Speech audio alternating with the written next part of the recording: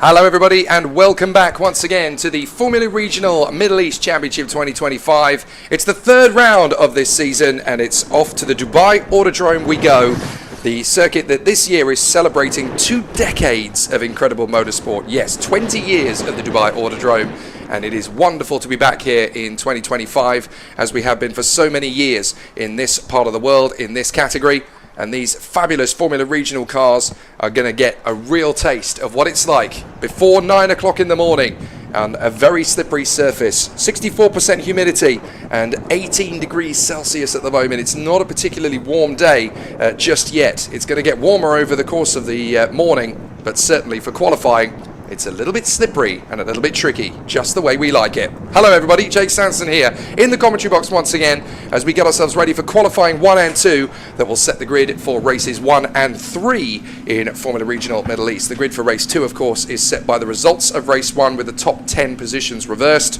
So these are the qualifying sessions to set the grid for race 1 and race 3. As far as the championship is concerned, boy, have we got a thriller. We thought it was going to be one-way traffic after the first round of the championship for Freddie Slater of Great Britain, who had such a fantastic start to the season.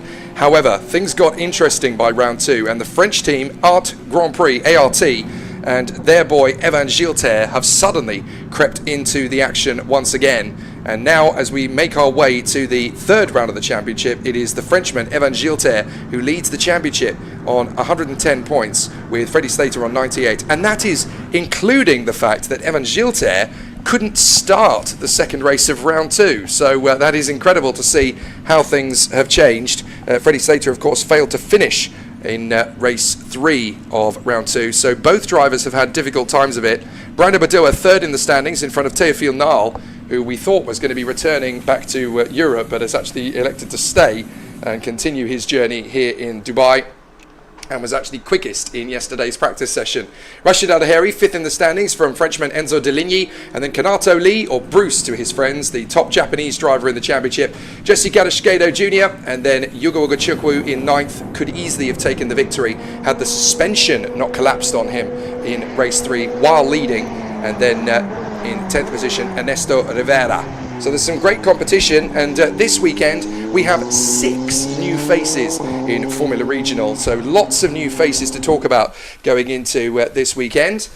We have the Japanese driver Hyo Yamakoshi of the Pinnacle Motorsport team. There's his teammate Finley Green, who is elected to be the first driver out on the circuit. His countryman James Headley is also here this weekend, racing in the Axel GP team, fresh from his magnificent test in Super Formula, where he was coached and mentored by the British touring car legend Anthony Reid, who did a fantastic job back in his Japanese motorsport career.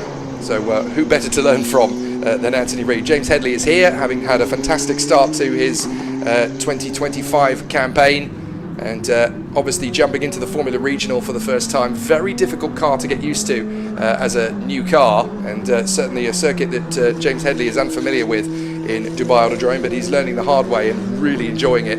As well as Hyo Yamakoshi and James Headley, we also have the French driver Dorian Pain of the Mercedes Junior team. Great to see her as she prepares for her dual campaign this year in Formula Regional Europe and the F1 Academy. But racing here in the Middle East is no stranger to her. She, of course, was a race winner in the Middle East in F4 last season, so knows exactly how to get the job done. So Dorian Pain is definitely going to be a driver to watch out for in Formula Regional. Has been finding it tough to get up to speed with this car on this circuit, but certainly plenty to go for Dorian, and I have a feeling that she's going to be scoring quite a few points over the next 2 race weekends.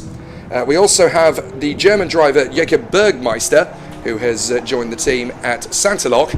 So he'll be in the car, hoping to try and find his way further forward. He has no expectations for this weekend, just trying to get himself up to speed. We also have another Mercedes Junior in the field this weekend, not just Dorian Pain, but we also have Chu Yanpu, the Chinese driver, who was actually the fastest of the rookies in the practice session yesterday, went 12th quickest, which is borderline reverse grid pole position territory for race 2. So keep an eye on Chu Yanpu. We may well see him on the podium this weekend in race 2, if nothing else. And then the 6th and final driver who is making their first appearance this year in Formula Regional Middle East is the Vietnamese driver Alex Soya, or as he is also known, Saya Hoang Dat.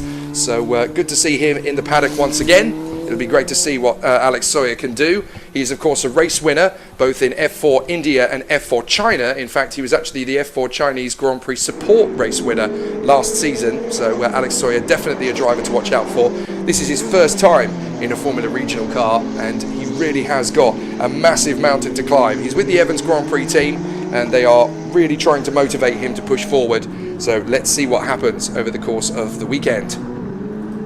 So 6 new faces on the grid, a championship battle between Evan Gilter and Freddie Slater, with a little bit of a hint of possible big stuff to come from Brando Badua, who's already taken a race victory, Teofil Nal, who's got 2 second places, Rashid Al Daheri, who's also had 2 second place finishes, and Yugo Chukwu, who should have won race 3, round 2, but the suspension failure put him out of the race. It was rather nasty as well. It happened just as he was going under braking for turn 1, and the car skated straight off into the wall. No way would a driver of Yugo Chukwu's ability have crashed on that particular corner had it not been for a mechanical problem, and the suspension collapsing completely ruined his weekend. So it'll be fascinating to see how things continue to move forward. Great to have your company on the stream as always. Great to hear your questions. Affen Schnauz wants to know why is this so early this weekend? Well, we are of course not the only race championship on the bill. As well as the F4 Middle East Championship, we also have the Sports Car Series, the Asian Le Mans Series, and they've got a 4-hour race this afternoon. So obviously there's a lot of motorsport to cram into today, because they've also got to do their qualifying session. So with multiple classes of qualifying. So it's very early this morning because we've got a lot of racing on the circuit here in Dubai. And it'll be a very similar story tomorrow. Both of the races will be early in the morning tomorrow. So make sure that you keep an eye on your schedules, and I strongly recommend no partying this weekend. Get an early bed, and you'll be able to wake up, or maybe stay up if you are so inclined, to make sure that you watch the races on time. So it's a bit of a tricky weekend, this one, but it will be a little bit more easy in terms of the schedule next week, because of course we can't run at night in single seaters at the Dubai Autodrome. We can at Yas Marina, so things are going to be a little bit better in terms of schedule for most people next week. So as the competitors are now getting themselves up to speed, Finley Greenbank's in at 2 minutes 6:58. That's the first banker lap time, if you like, but there's still going to be a lot more speed to come out of these cars as we move forward. 27 cars on the grid in Formula Regional Middle East, only 1 less than F4. So it shows you just how busy it is in both categories. As the drivers are trying to find their feet, James Headley just completing his first installation lap. And as you can see, everybody just trying to find their feet into the first corner. Still warming up the tyres and brakes, still weaving from side to side. So really interesting to see how it continues as the drivers are just trying to put themselves into a strong position.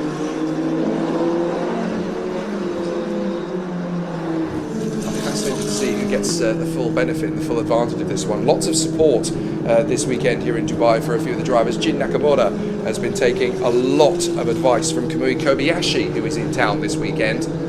The Japanese ex-Formula 1 driver and Le Mans 24 hours lap record holder, of course, is here this weekend supporting the young Toyota protege. Jin Nakamura, who is a real star for the future. Definitely a name that you need to put in your ones to watch list. A lot of support as well, of course, for the local favourite here in Formula Regional, Rashid Al Daheri. Lots of the locals cheering him on, wanting to boost him and hopefully see him take his first win in Formula Regional. The Pinnacle team keeping an eye on the likes of Finley Green and Hiro Yamakoshi, the Japanese driver who is making his 2025 first appearance in Formula Regional Middle East. Great young driver, Hiro Yamakoshi, full of confidence, full of opportunity, and certainly looking really excited for the weekend ahead. Taito Kato moves up into second position, another great character from Japan. He is part of the Honda Young Driver Academy, while Jin Nakamura is of course part of the Toyota Young Driver Academy. Taito Kato full of beans and full of excitement and anticipation as he continues his climb up the ladder as teammate to Kanato Lee, who is the leading Japanese driver in the championship. And of course, don't forget, he actually took a victory in the second race of this season, Kanato Lee, or Bruce as he is known to his mechanics.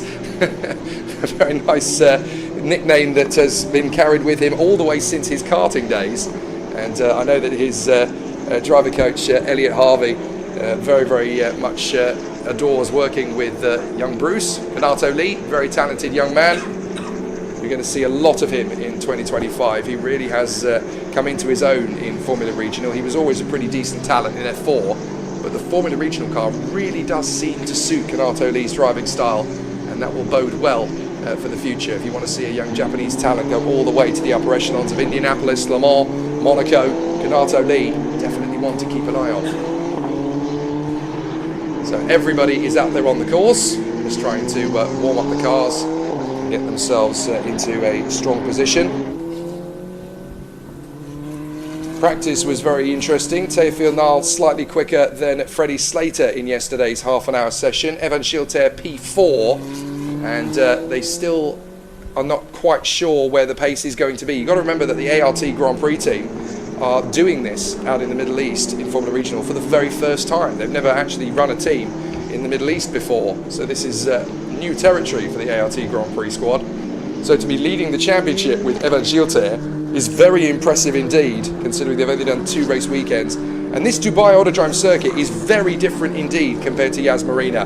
There's a lot of Formula 1 data they can collect at Yas Marina. There is no Formula 1 data at Dubai because the only Formula 1 cars that drive around here are part of Dubai's driving experiences. I'm fairly sure they still have their Jaguar Formula 1 car that's in the fleet, as well as a vintage Arrows F1 car, and I think there's a Benetton in the lineup as well.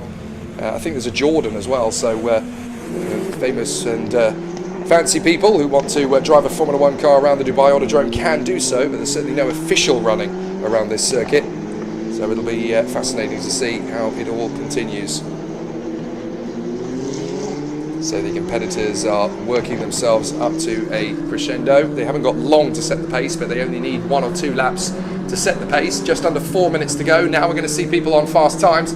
First sector for Evan Schilter, 37.8. That's 0.6 of a second quicker than anybody else has gone so far. Although Taito Kato now banks in a 38.0. 38.2 from Ernesto de Vera, 38.2 from Hiro Yamakoshi, 38.5 from Kai Danianani. Freddie Slater about to start his proper flying lap. But we're going to see Yugo Chukwu go top, I think. 37.7 for the first sector for the American. So it's definitely looking pretty strong now for a lot of the drivers as they find their feet and they're going for their fast time laps. Waiting till the very end of the session to get the benefit out of these GT tyres, the Formula Regional cars. A little bit of a lock up there from the ART into the first corner. Is that Schilter or is that Taito Kato, I think, trying to make his way through into turn 1? No, I think it's actually Evan Schilter. So the field now working its way through. In fact, I was completely incorrect. It was the origin of it was the origin car. My apologies, of the Chinese driver Liu Che, who's doing a much better job with the origin team in 2025. Schilter goes top, 154.481. That's the gauntlet thrown down to everybody else. Hiro Yamakoshi gets a 155.7. Taito Kato, 155.2. Here comes Kanato Lee, 155.1. Very good lap indeed from the Japanese driver. He goes second quickest. Waiting to see what Yugo Chukwu can do as Kulkarni splits Yamakoshi and Dadianani. Jack Beaton, the Jack attack is back. 4th position for the Australian. Up to second comes Yugo Chukwu, 154.617. Quick in the first sector, reasonably good in the second, and not too bad in the third, but fastest of all in the second and third sectors for Evan Schilter. Brandon Badoa goes second quickest. Rashid Al-Daheri is 4th now. Everett Stack goes up to 7th in front of Enzo De Ligny and Jack Beaton. So much better from the American. Everett Stack looking much quicker here in Dubai than he was at Yas Marina. So a very good start to proceedings then, as James Headley goes quicker than Liu Che and Kai Dadianani. Waiting to see what Dorian Barron can do. I don't think that was her ultimate lap. 157.0 for her. So I think there's still more to come from Dorian Barron. Rashid Al-Daheri went fastest of all in Sector 1 on that last lap. Schilter's backed out, so I think that's it, done for him. And interestingly, under investigation for unsafe release, there are 4 cars under investigation. Théophile Nal, Yugo Chukwu, the 28, which is Dorian Bain, and the 88, that is going to be Kai Darianani. So there are 4 cars under investigation for an unsafe release, and 2 of those are Teofil Nal and Hugo Ugachukwu. If they get a penalty, they are going to be out of the top 5. So that is disastrous for them. Freddie Slater's banged in a 1:55.04. That's only good enough for P6 at the moment. So fascinating. The way that this qualifying session is going, very different to what we saw at Yas Marina. But at the moment, we are under investigation for 4 drivers. So Kai Darianani, Dorian Pain, Hugo Ugachukwu and Teofil Nal all under investigation for unsafe releases from their pit box. And if that is the case, and if all 4 of them get penalties, when, wow, Ugachukwu and Teofil Nal are not going to be starting in the top 5, that's for sure. And unsafe release is a very serious offence in qualifying. So Evan Gilter, currently top spot in front of Brandon Badouan. Teofil Nal and Freddie Slater are both going quicker in the first sector. Everybody else seems to have backed off, other than Jin Nakamura, who's now just in behind Taito Kato. So impressed with the progress of Everett Stack. He was really struggling to make the top 20 at Yas, and this weekend he's in the top 10. So much better for Everett Stack. They really seem to have got on top of the issues they had last time out. The checkered flag is out, and Everett Stack is going to be top 10 as long as neither Deligny nor Bora go quicker, although actually Bora has gone quicker than he has gone before in Sector 1. Having done a 38.0, Gilles has done a 38.2 in Sector 1, so I don't think he's going to improve.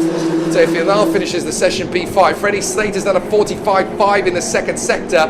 That's not bad going, but I don't think that's going to be enough to put him on the front row. He comes across the line, 6th position. Freddie Slater is going to be no better than P6. So already, big drama here in Dubai. So Gilter looks like he's going to be in pole position without contest. Taito Kato and Kanato Lee have not done enough to improve in their first sectors. So I think it's going to be Gilter on pole for race 1 from Brando Badoa. But Hugo Ugachukwu 3rd and Teofil Nal 5th are under investigation for unsafe releases, as are Kai Darianani in 20th and Dorian Pain in 23rd. So both drivers there at the back and both drivers in the top 5 under investigation. And that is going to be a really difficult situation for all 4 drivers. If they get penalties, this is not the kind of circuit which is easy on overtakes. They're going to need some big lunges into that hairpin at the end of the back straight. A lot of time to make up. Here's Ernesto de Vera, the Red Bull youngster from Mexico, having had a very difficult session. 15th for Ernesto de Vera, not where he wanted to be at all. And he's already gone down to 16th as he's been displaced in the final couple of seconds there. Hiro Yamakoshi did a good job as the newest member in the field. In fact, looking at the new faces this weekend, Hiro Yamakoshi has done the best of the new boys. Hiro Yamakoshi 14th in front of James Headley 17th. Then it is Chuyan Pu ahead of Jacob Bergmeister, Dorian Pain and Alex Sawyer, who is sadly down at the back, still getting used to this car. But the whole field is covered by 3.7 seconds. A second covers the top 11. Everett Stack just missing out on the top 10 as Anzo Deligny's final lap was good enough to put him in the top 10. So a very dramatic and very competitive qualifying session in Formula Regional Part 3 as qualifying 1 goes the way of the Frenchman Evan Gilter. Brando Badoa 2nd, Hugo Ugachukwu 3rd, although under investigation. Rashid Al-Daheri in 4th position. Young man from Abu Dhabi. Teofil Nal 5th, also under investigation. Freddie Slater 6th. Then Kanato Lee, Taito Kato and Jin Nakamura, the 3 Japanese drivers. And Anzo Deligny P10 in front of Everett Stack, Akshay Bora, the Jack Attack back in 13th. Hiro Yamakoshi, Aditya Kulkarni, Ernesto de Vera, James Headley, Liu Che, Aaron Cameron and Yaroslav Vesalaho. And then Kai Darianani, Chuyan Pu, Jacob Bergmeister, Dorian Pain, Finley Green, and then Wang Shengwei and Alex Sawyer of Vietnam. So that is the end of qualifying 1. Interesting point that's been made on the stream. Loving your questions, by the way. Road Rash HD points out Slater did so well here last year in F4. He certainly did. You've got to remember this is a completely different racing car. They look very similar, the Formula Regional and the F4, but these cars are heavier, they are faster, they are tougher to control. A very difficult race car, but Freddie Slater did such a good job at Yas Marina, struggling to find the pace here in Dubai. Very different race circuit as well compared to Yas Marina, and everybody automatically assumes that because they did well on one circuit, they're going to do well everywhere. At single-seater junior ladder level, it's very much not the case. From race to race, you'll find that it's very different everywhere you go. It's why I love Formula Regional and love F4, because these guys think they've got the ingredients settled, and then they go to a different race circuit on a different time of day, and they find actually you're going to need to do a little bit more homework. Love this type of racing. You really get to see the homework being done in real time, the school of motorsport, and these drivers are learning on the job, and they're finding it very tricky on a circuit that's still fairly cold. It's very different. There's a lot of elevation changes, a lot of undulation as well, changes of camber, changes of radius, and you've got to remember that this circuit is very, very different in comparison to the other cars out there. Scarlett on the stream wants to know, do these cars go faster than F1 Academy cars? They certainly do. They've got about 100 more horsepower than the F1 Academy car does, so it is quite a bit different in terms of the punch. And these cars, importantly enough, they don't just have more power, they're also heavier, which means that the aerodynamics of the car and the downforce are so much more significant. It's a much tougher car, and any woman that can then step up into the world of Formula Regional and equip themselves very strong, that's the key, essentially, for me, as an observer of motor racing. It's all very well seeing the lady drivers do a great job in F4, and we've seen many drivers at not just F1 Academy level, but also in the various F4 championships around the world do a fantastic job and win races many times now. But it's Formula Regional, that's the level they really need to crack, and all it's going to take is one or two really talented young females to crack the case in Formula Regional, and then we've got a Formula 1 talent. A lot of drivers have gone straight from Formula Regional up into Formula 2, or even across to Super Formula, skipping Formula 3 in the process. You've only got to look back at Andrea Kimi-Antonelli, who won this championship in 2023, then spent a year in the Formula Regional's European Championship before going straight to Formula 2 in 2024, and now of course he is the youngest man on the Formula 1 grid with Mercedes. So it can be done. You can go from the Formula Regional to Formula 1 in a couple of seasons. You've got to be a really exceptional talent to make it work, and there's not been many who have done it as fast as Andrea Kimi-Antonelli in recent years. Well, we've got more questions coming in as the second session starts to get the grid set for race 3, so I'm going to take a few more of your questions and your comments. Faith Grider wants to know what's your favourite track of the championship race circuits that we have here. It's very difficult to separate Dubai and Yas Marina because they are such different race circuits with such different character. Obviously most people will be familiar with Yas Marina from its Formula 1 exploits since 2009. But the Dubai Autodrome, which has been here for 20 years, it's a very different race circuit. Drivers and mechanics nickname this place the roller coaster. It is a very difficult race circuit by comparison. Setup is so different, whereas there's not much of a change in elevation and camber. It's very minimal at Yas Marina. Here, it is massive. There are some banked corners here. The dip down into turn 1 is very steep by comparison to a lot of the circuits in the region. So this is a very different challenge to the Yas Marina circuit, which means that setting up the car is very different. I suppose in terms of the racing quality, Yas Marina often slightly has the edge, but not by much. And what makes this place more entertaining is that because it's in a wind trap, you get a lot of sand from the desert travelling back over the circuit, particularly overnight, which makes this place very tricky first thing in the morning. And you really learn a lot about your skill and your ability on this particular circuit. It may not necessarily have the best wheel-to-wheel, although it wasn't that long ago that we had that magnificent end-of-race battle between Dino Beganovic and Gabriele Mini that went viral several times over in this particular championship. You can go wheel-to-wheel around here. It really is tricky to get it right, but it's going to be an interesting situation to see how it all progresses. Drivers head out onto the circuit then for qualifying 2, which sets the grid for race 3 this weekend. EduDux points out that James Headley is a modern-time journeyman. He is fast and can race for any team in any category. I would agree with that. You put him into a TCR, he'd be fast. You put him into a single-seater, he'd be fast. You put him into a GT, he'd be very fast. You put him into a prototype, he'd probably be even faster. He is an amazing young talent, James Headley, and I really cannot wait to see him excel in whatever he decides to turn his hand to. It's great to see him here in the Middle East. Part of the BRDC Superstars program, of course. Should have got a drive in Super Formula in Japan this year, in my personal opinion. Not only because it would have been great to commentate on him, but also because he earned the drive, in my book. But I'm sure that whatever he does end up in full-time in 2025, the team is going to benefit from his experience as much as he's going to benefit from them.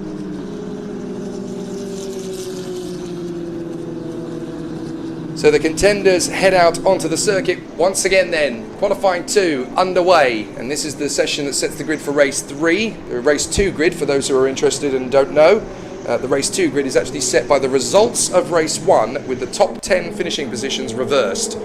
And a lot of people have said that as a result of it, there should be fewer championship points awarded to race 2. The argument from Top Speed has always been, well, the race length is exactly the same.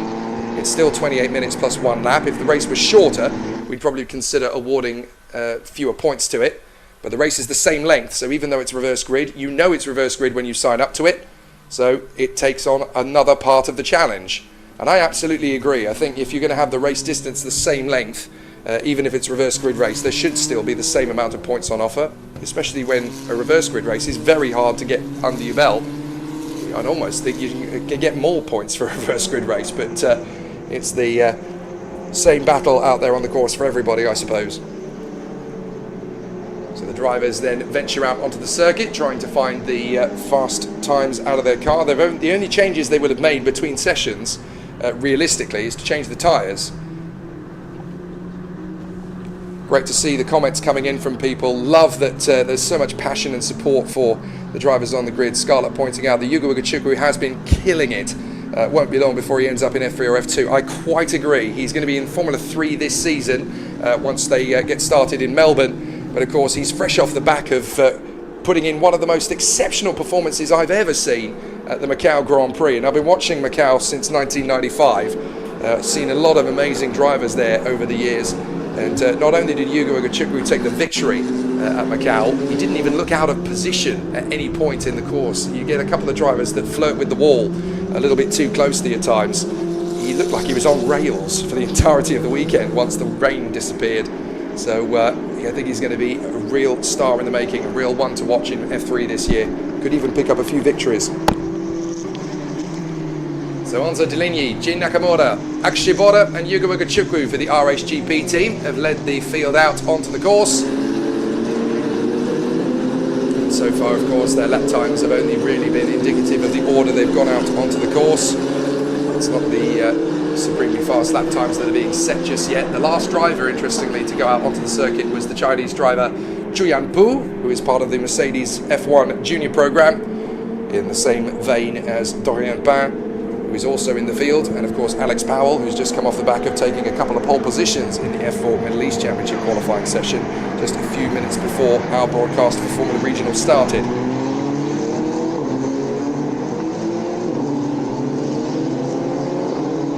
So the competitors running very neatly in position, as now we're getting the first fast sector times starting to rise. Currently in the 45s and 46s for Sector 1, so they're still in the process of tyre warming. It's going to take a little bit of time for them to get up to that. Edudux makes a very interesting point about the championship points being awarded for reverse grid races. In GB4 and GB3, they actually give additional points in reverse grid races. Each place gained during the race awards an extra point. I actually really like that particular format. It gives an incentive for the drivers to push and make progress. And sometimes in some championships you kind of get into a bit of a lull in dirty air. So I like that there's a bonus point for each position gained. It does kind of give you an incentive to really go for it. And it's little concepts like that, little tiny additions to the rules like that, that make it entertaining for the fan. And it doesn't matter who you are and what your opinion is about motorsport. The fan is the most important person in the entire paddock, because without them going through the turnstiles, none of us have any gainful employment. So we do have to make the sport as entertaining as humanly possible. Whether you think it's falsified or whether you think it's fanciful or not, or artificial, if the fan likes it, it must be okay. And as far as I'm concerned, if the fan likes the sport that we're in, I get employment. So I'm quite happy for any of these little things to come in, any of these little rules and regulations to make it interesting for the fan, because the fan is the reason I'm standing here doing the job I'm doing. So I'm very appreciative of the fan. Thank you very much. So the drivers are still putting in a good job to warm up the tyres and brakes. We're getting a little bit of a pace push now from Chuyan Pu. I think he's going to be the first one to put a decent lap time down. 2 minutes 7.0. Still a long way from pace, but obviously the process of warming up the tyres and brakes does look very interesting to move forward at the moment.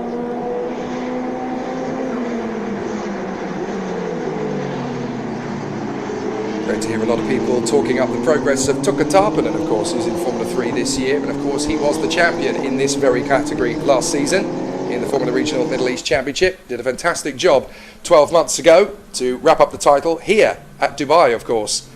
And great to see him continue on his way in Formula Regional, both in the Middle East and in Europe last year. Very exciting to see him now step up into European motorsport. And of course, Carl mentioning the British Bulldog, Taylor Barnard, who was the vice champion in the last 2 seasons of Formula Regional, second to Andrea Kimi Antonelli in 2023, second to Tuukka Tarppanen last year, and of course he is now a superstar in the making in Formula E. I'm so delighted for him to have found his niche at the Neon McLaren team in Formula E.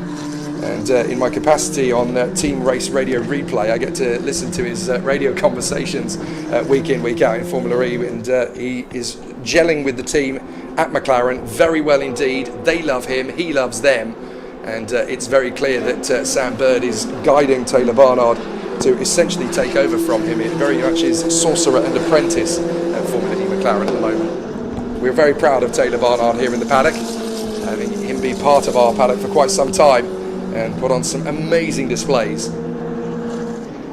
So Chuyan Pu's pace, just quicker than Everett Stack and Evan Gilter, although of course we are still in tyre warming phase. It's only when we really get that sort of sector time from Evan Gilter, 37.6. Now we're in the hunt for pole position. Evan Gilter has started to push it. So it'll be interesting to see how he continues to move his way further forward.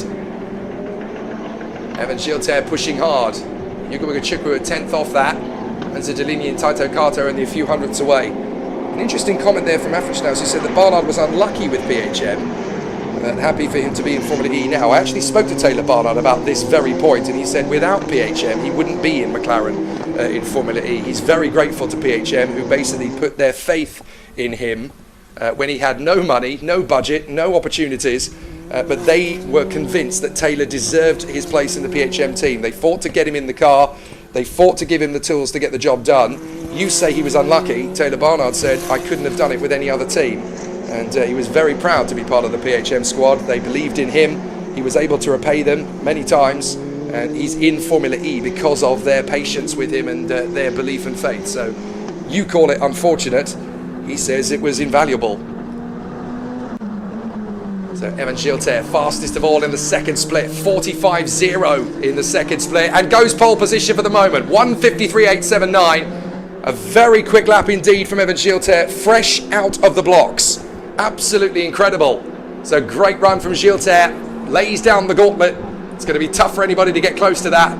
Yuka Wigachukwu does a 1:54.01. That's a great opening lap from the American. Hansa Deligny, 1:54.2. Taito Kato, 1:54.5. And Esther de Vera, 1:55.1. Up to 4th position now comes Kanato Lee. Good run from the Japanese driver. Straight in there in front of Taito Kato, his teammate and countryman. And up to 3rd comes Freddie Slater, 1:54.0. Brandon Badua, 1:54.1. Rashid Al-Daheri, 1:54.011. Slightly quicker than Yuka Chukwu and Slater.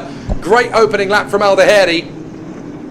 And his second sector was faster than anybody, a 44.9 in the second split from Rashid Al-Daheri. Very impressive opening lap from him. Waiting for the big move from Teofil Nal. Jin Nakamura goes up to 7th, just a whisker in front of Kanato Lee, then Taito Kato, and Aaron Cameron knocking on the door of the top 10, as up to 4th goes Teofil Nal, quicker than Slater, quicker than Badua. Jack Beaton goes 9th, quicker than Kanato Lee and Taito Kato. And we're still waiting to see a big move from Yamakoshi and from Dorian Pan. Chuyan Pu really struggling in this one, 1:55.5, needs another decent lap in there. James Headley just off Akshay Bora, 14th and 15th, those two. Fastest of all in the first sector for Teofil Nal, that's what put him into 4th position, a 37.5 for the first split. So there's definite speed in this car and this circuit. So it'll be really exciting to see how he continues. Let's see if we get another fast lap time laid down here. Yamakoshi, 9th position. Great run from the Japanese. Hiro Yamakoshi, who's no stranger to racing in the Middle East. He raced in F4 2 years ago. Sadly, he picked up an injury before the F4 weekend in Dubai last year and couldn't compete in the season. So devastating for his progress.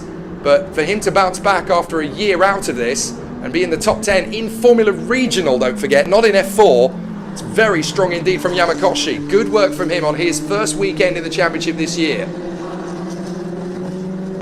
So Gilter not able to go quicker at the moment. I think he's done everything he can out of that lap, but a 1:53.8. I mean, that just shows you how much the ART Grand Prix team are learning about this Dubai Autodrome circuit. They've never raced here before, as far as memory serves me. So this circuit is still very new for the ART Grand Prix squad.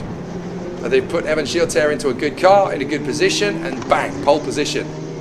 Rashid Al-Hadi second, Yugo Chikwu third, Teofil Nal fourth, Freddie Slater fifth, Brando Badua in sixth place in front of Anzo Deligny, Jin Nakamura, Hiyu Yamakoshi, and Jack Beaton. Very competitive top 10.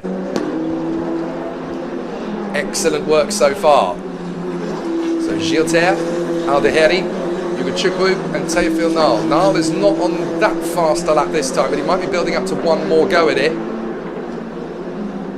The teams have been telling me that these tyres have literally got anywhere between 2 and 3 laps in the minimum to really get the best out of the car. It's very tricky to get decent pace out of these tyres beyond 2 laps. A third lap is possible if you're a real genius at looking after tyres. But it is a tricky course, this, and it's a tricky car as well. Finley Green makes up 3 positions with his final flying lap. Gets a 1:55.9 out of it. Hiyu Yamakoshi will stay 9th at best, but that is very impressive indeed from the Japanese driver. Expect some points from him. So across the line comes Dorian Bain, 22nd, I'm afraid to say, for her. So really struggling to get the hang of the Mumbai Falcons car in Formula Regional. As we've said before, though, Freddie Slater was very strong in F4 last year, almost unbeatable, and stepping into the Formula Regional car this year. It's a very different car on a circuit he obviously feels comfortable at, knows it well, but it's not a guarantee. You've got to do the homework. And the number 95, no way! The number 95 has had its time deleted. That is Evan Gilter's time. It's going to be deleted for track limits. Oh my goodness. So Evan Gilter, I believe, if that is the case, he's going to lose his pole position. And that's going to be Rashid Al-Hadi that takes it. If that is the case, lap 6 was his lap that's been deleted. Oh no, it's lap 6 that gets deleted, not lap 4. Oh, goodness me. Giving me a heart attack there. Evan Gilter, I thought for a moment his pole position time was going to get deleted. It's not lap 4 that gets deleted, it's lap 6 that gets deleted. So he is okay. He is safe in position. Oh my word. But when the 95, it pings up that the lap time is deleted. Oh my word. You get worried there for a moment. But he just completed his 6th lap and it's been deleted for track limits. His original pole position lap, though, is going to stand. So he's okay. So Evan Gilter's pole position is safe, a 1:53.879. That was a bit of a scare for a moment because his time was deleted. I assumed it was going to be the quickest lap, but it wasn't. It was the last lap he completed.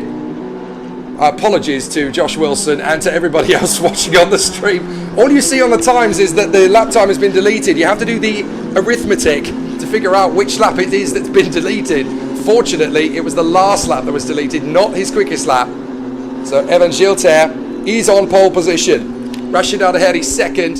Yugo Chikwu third from Teofil Nal, Freddie Slater and Brando Badua. I'm glad I woke you all up, though. You were clearly falling asleep. I managed to wake you all up, ready for race 1 later on this morning.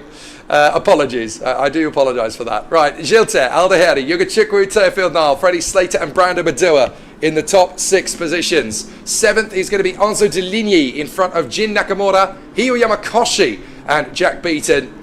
We've got 4 Japanese drivers in the top 12 now because Yamakoshi is right in there with Jin Nakamura. Jack Beaton in 10th, and then it's Kanato Lee, Taito Kato from Aaron Cameron, Akshay Border, James Headley, Ernesto Rivera, Luru Che, Everett Stack, Yaroslav Vezalaho, Aditya Kulkarni, then Chu Yanpu and Kai Darianani from Dorian Bain, Finley Green, Jacob Bergmeister, Wang Shengwei, and Alex Sawyer. That is the field, and it is a very exciting and very competitive run for all of the contenders.